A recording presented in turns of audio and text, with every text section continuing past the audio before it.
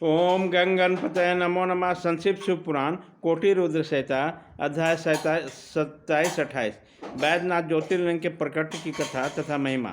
सूर्य जी कहते हैं, अब मैं वैद्यनाथेश्वर ज्योतिर्लिंग की पापहारी का महात्म बताऊंगा। सुनो, राक्षस राज रावण जो बड़ा अभिमानी है और अहंकार से प्रकट करने वाला था, उत्तम पर्वत कैलाश पर भक्ति भाव से भगवान शिव की आराधना कर रहा था।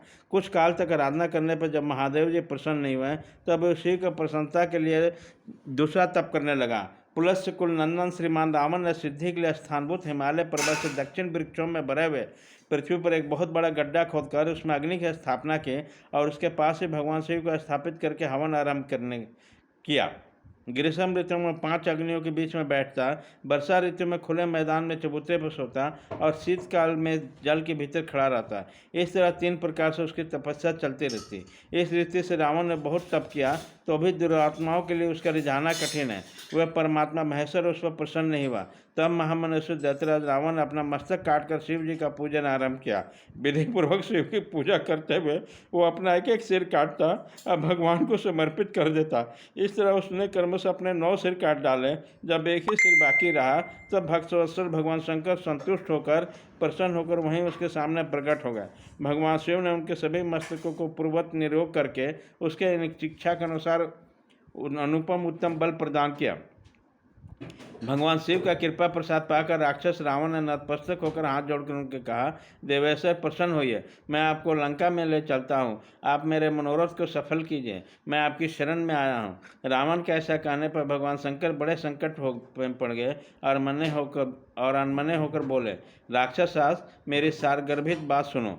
तुम मेरे इस उत्तम लिंग को भक्ति भाव से अपने घर को ले जाओ, परंतु जब तुम इसे कहीं भूमि पर रख दोगे तब वो वहीं सुस्थिर हो जाएगा, इसमें संदेह नहीं। अब तुम्हारी जैसी इच्छा हो वैसा करो। सूर्य जी कहते हैं, ब्राह्मणों, भगवान शंकर के ऐसा कहने पर राक्षस राज रावण बहुत अच्छा कहकर वह शिवलिंग साथ लेकर अपने घर की ओर चला, परंतु मार्ग में भगवान शिव के माया से मूत्रोत्सर्ग की इच्छा हुई।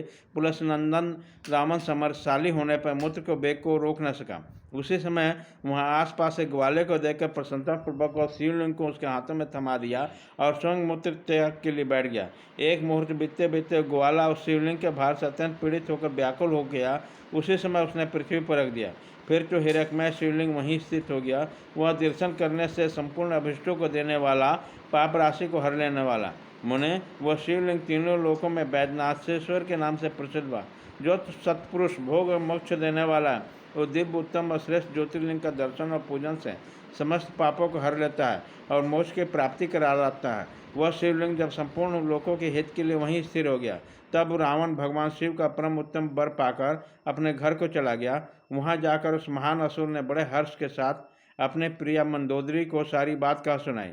इंद्र आदि संपूर्ण देवताओं निर्मल मुनियों ने जब यह समाचार सुना, तब वे परस्पर सलाह करके वहाँ आए। उन सबका मन भगवान शिव में लगा हुआ था।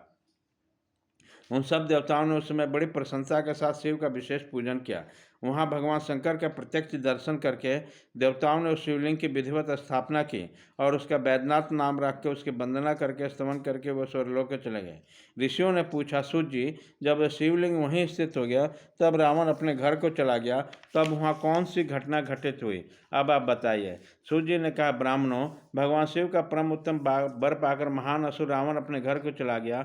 वह अपने प्रिया से यह बात कही। वह अत्यंत आनंद का अनुभव करने लगी। इधर इस समाचार को सुनकर देवता घबरा गए कि पता नहीं इस देशद्रोही महादुष्ट रावण भगवान शिव के वरदान से बल पाकर क्या कहेगा।